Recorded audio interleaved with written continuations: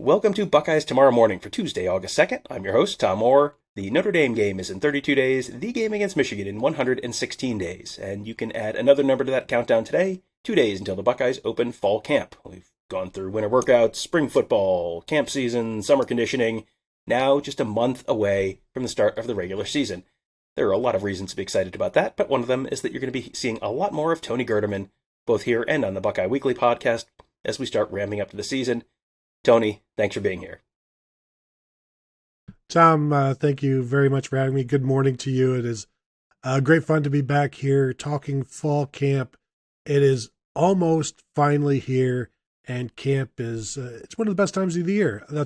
I can say that because we are not participating in any of it. So in terms of the actual physical exercise of it, and we instead just get to cover it, which is the much better option of the two, in my opinion.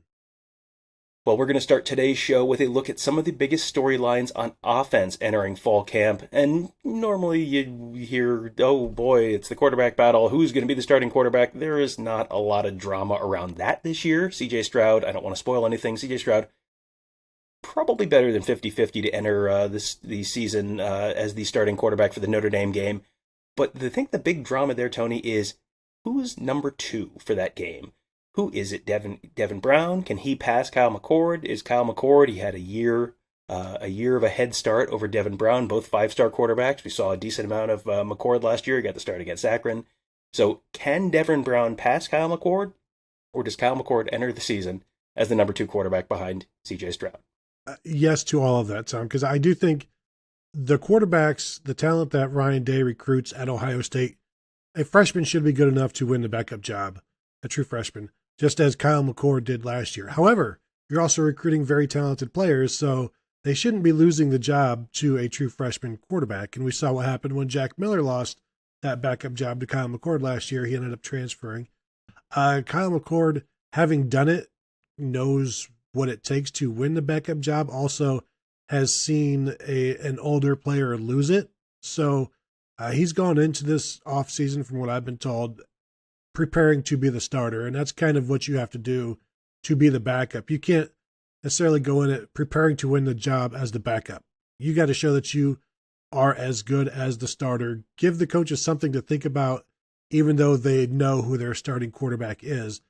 But if Kyle McCord comes in there and looks like the starter, then there's really not much of a battle. But I am interested to see how long they do compete, because again, you do have to start prepping for Notre Dame. So do they give Devin Brown 2 weeks to try to catch Kyle McCord, and then after 2 weeks and it doesn't happen, it's like, okay, now we're in game prep mode. You got 2 weeks to prep for the game, and that backup quarterback has to prepare like the starter. They got to get him ready. They can't have him competing and splitting reps with the third string guy. He's got to be the number 2 guy, got to be ready to go.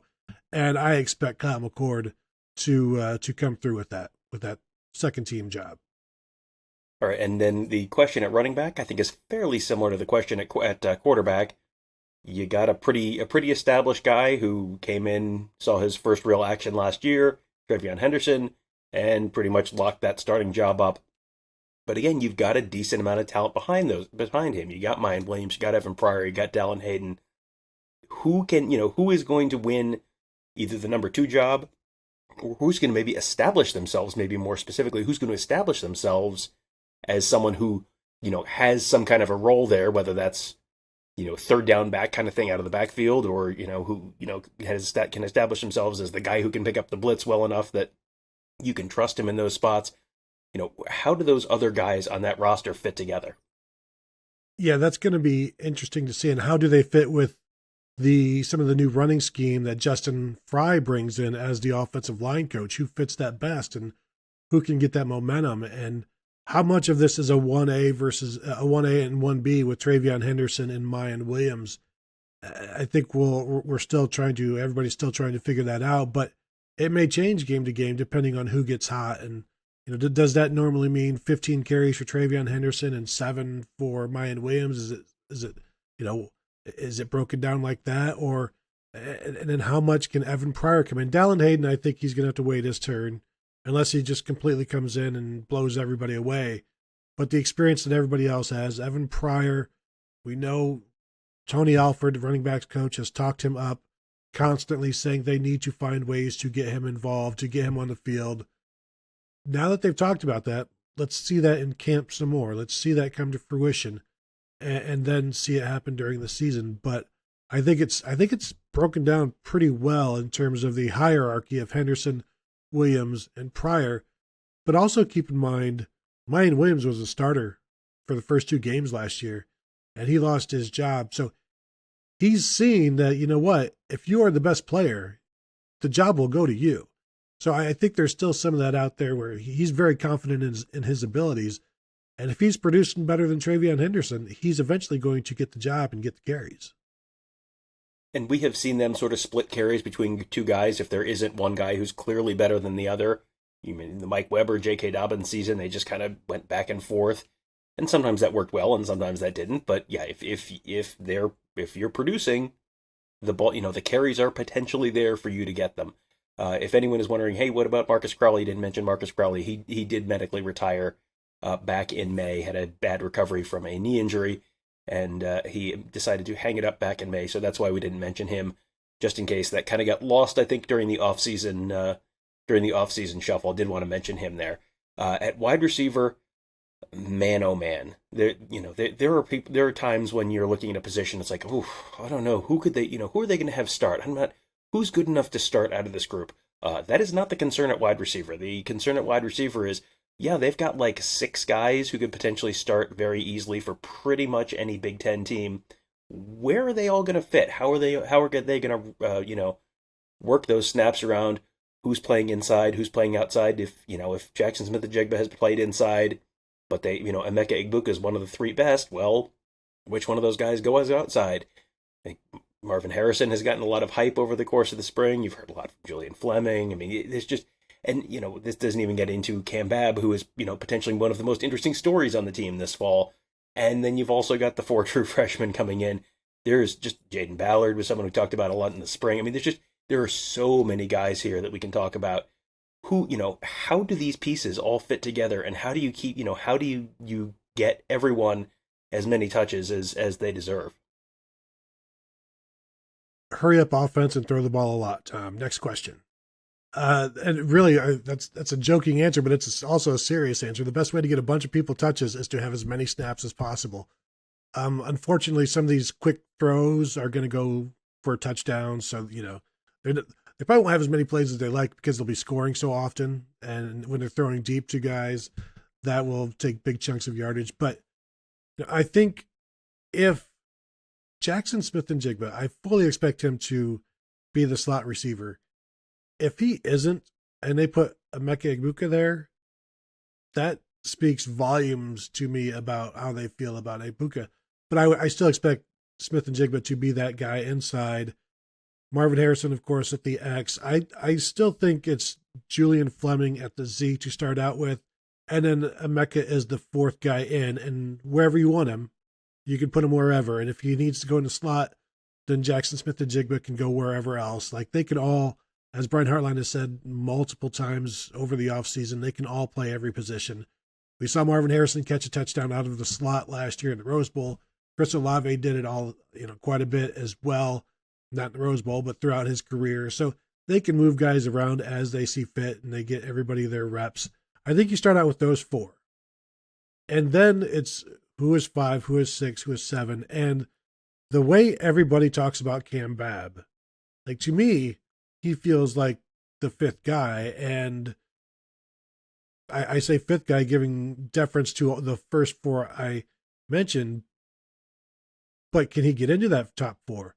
I think that's a tough ask for anybody, but I'm interested to see how much they get him involved, how much they want to push him in camp. I think that's another concern where maybe, the 2,000 rep club, I don't know that he's there, but maybe you just don't, I don't want to say you don't push him too much, but maybe take it a little bit easier so that he can get to the season and just, because I think that's going to be a concern until he's out there playing.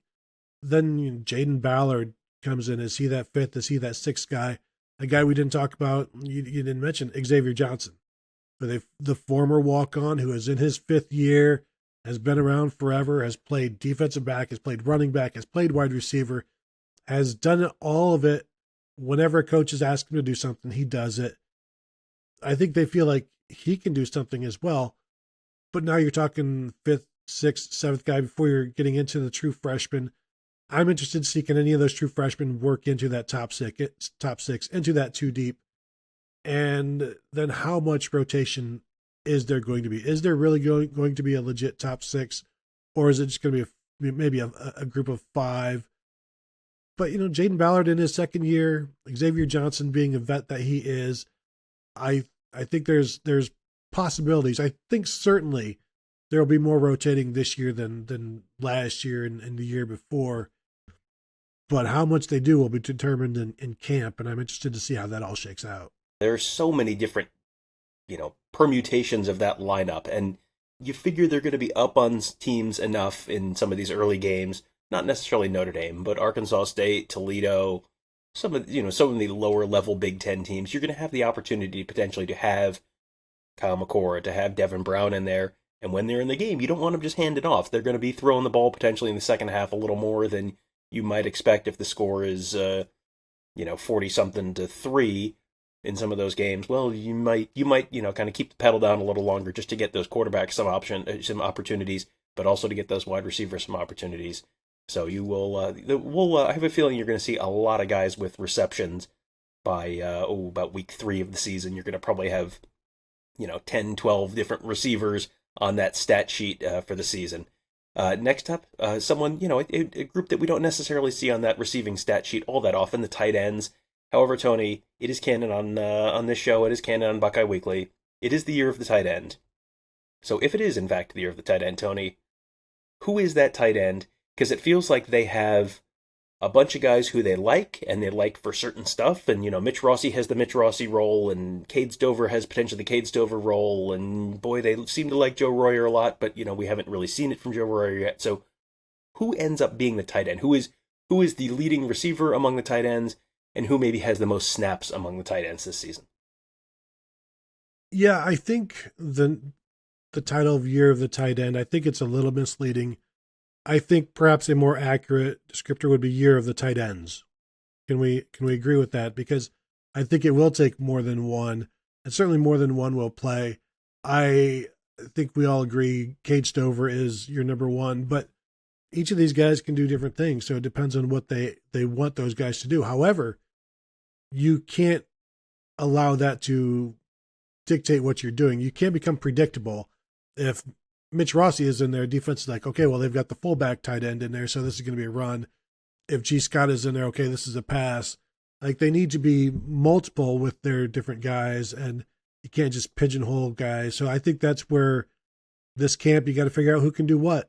And if somebody can't do more than one thing, it's going to be hard for them to get on the field during the season. If you've got a guy that can do everything, now you can play in any scenario. You could be there in there all day in 12 personnel and never have to leave the field because you can block, you can catch, you can spread out, you can spread all the way to the sideline, as we've seen Jeremy Ruckert do in the past, and other tight ends. So I think this fall camp for everybody is showing the versatility, but also it still comes down, you got to be able to run block and pass block, and I think catching the ball is what it is. But they're going to put their best blockers out there because this is an offense that can throw the ball with anybody, but has questions about its toughness and its physicality. And I think some of those questions will need to be answered right out of the gate against Notre Dame. And speaking of good blockers, let's talk a little offensive line. It feels like the top 5, your starting 5 on the offensive line, I think it's just kind of, I think we came out of the spring game going, okay, I think I know who the starting 5 is. The big question in the offensive line is, and then what? Who's behind the starting 5? Because you're feeling pretty good about Paris Johnson and Matt Jones and Luke Whippler and Donovan Jackson and DeJuan Jones. It's like, okay, that's good. You're very happy with the top 5. And then what? And it feels like there are some spots they are kind of comfortable, and then there's some spots where you've got guys who they like, but who are coming off of injuries. And it feels like, the big question in the offensive line is you've got your 5. Can you come out of fall camp with feeling pretty good about the next 5 too? Yeah, we've talked about a similar situation in the past recently. I don't know if it was Buckeye Weekly or it was this show where is this just a defense of strong safeties? Like, is this offensive line just a bunch of guards that they need to put into tackles in terms of the backups? Like, is Josh Fryer, is he a guard? Do they need to put him at tackle? Enoch Vamahi has played guard and tackle throughout his career, but is more of a guard body type in terms of height. And so is he a guard that they have to put at tackle, or are there guards that are developed or tackles that are developing like Zen Mahalski? Is Ben Crispin doing what he needs to do, and do they get anything out of these freshmen? So I'm really interested to see, because we keep talking about Josh Fryer and Enoch Vamahi being 6 and 7, but if they are, they can't both be guards, because you want them to play different positions. So if they are 6 and 7, which one of them is a tackle, which one of them is a guard, and how much are the young offensive tackles pushing any of those guys? Grant Toutant, who has been around now for a while, but has been low on the totem pole. Guys like that. We've heard some good things about Zen Mahalski, so let's see what happens there. I know we both really liked George Fitzpatrick in the spring game, playing some left tackle there. I think he's one to watch. But then again, is the third tackle Donovan Jackson, who is the starting left guard? That's another question, which is that might be the answer, but you still need some tackles to develop in the two deep. And again, what are they doing with Fryer and Vamahi? I think you got to split them up. Yeah, and they may be spending a lot of this time sort of figuring out which of these guys fits best, and they may not know. It feels like they're probably going into camp not necessarily knowing, not only who is in that circle of trust among the second guys, but also who's actually going to be the backup. And you may, maybe you're the backup at left guard, but you're also the backup at left tackle or something like that. That's a real possibility. We've seen that in the past with Ohio State offensive lines as well. So that's just one of the many storylines that we're going to be keeping a close eye on this fall as Ohio State goes through fall camp. And again, that starts on Thursday. We are really looking forward to that. We'll have complete coverage from the Woody Hayes as fall camp opens up. We'll have a full schedule for you. We're anticipating having kind of a better idea on exactly what and when we'll be in there, and we'll probably have a new episode of Buckeye Weekly coming out either Tuesday today or tomorrow on Wednesday to kind of give you more detail on what exactly we're going to be able to see this fall as we head into fall camp and in the start of the regular season. I can't wait. If you want to hear much more about this team, and if you're listening to this, I'm guessing you do, make sure you are subscribed to this show, the Buckeyes Tomorrow Morning Show, wherever you're getting your podcasts. Also, make sure you're subscribing to Buckeye Weekly. Tony and I do a very in-depth coverage of the team, lots of insight and analysis on when we talk to the players and the coaches. Hey, what did they have to say? What did we learn? What did we hear? What did we see? All that kind of stuff. Buckeye Weekly is on the same podcast platform you're listening to this on. And also, if you're watching on YouTube, make sure you hit that thumbs up button. Make sure you ring that bell, subscribe to the channel. All of that stuff helps you make sure you never miss an episode, and helps us build our audience as we're kind of building stuff from scratch again. Did want to thank everyone. You guys have been awesome on subscribing, and first of all subscribing, but also leaving ratings for this new morning show. We were like 148 the last time I looked. Averaging a 5-star rating. You guys are the best. Truly, truly, truly appreciate it. It is awesome. If you have not done that, please do it. It does help. It does help other folks find these shows as we start to rebuild the morning show audience, heading into what should be a pretty darn fun, good. I said fun and good at the same time. Came out fud. It'll probably be fud too. I don't know. Definitely be fun. Definitely be good. Ohio State football season. That'll do it for today. Thank you guys all for joining us. Have a great day. We'll talk to you tomorrow.